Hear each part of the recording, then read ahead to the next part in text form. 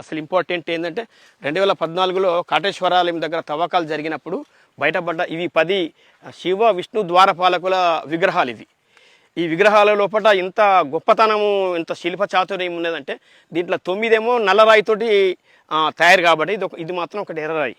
ఇగో ఇది శివద్వారపాలకుని విగ్రహం ఇది.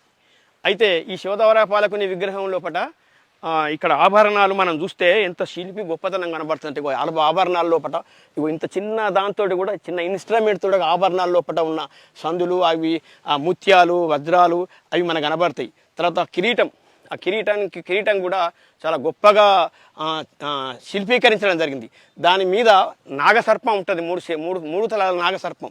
ఇదంతా ఎందుకంటే దాని తర్వాత ఇదే కిరీటం చుట్టూ కూడా కపాలాలు ఉంటాయి, పుర్రెలు. ఇది ఏం గుర్తు అంటే శివునికి గుర్తు అనమాట. ఆ శివునికి గుర్తుగా ఈ శివద్వారపాలకుని విగ్రహం ఇది.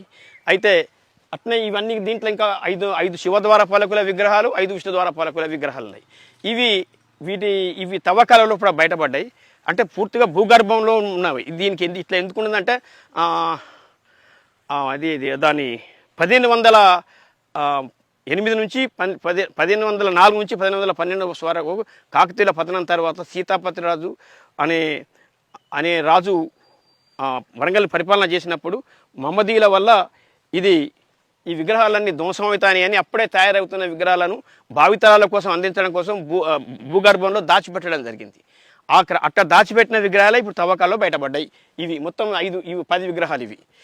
ఇట్లాంటి 10 విగ్రహాలు మనకి వరంగల్ కిలా వరంగల్ కూడా మనం చూడం ఉంటాయి కానీ ఇంత పెద్దగా లేవు. ఇవి ఒక్కొక్కటి 8 అడుగుల ఎత్తు ఉంటాయి.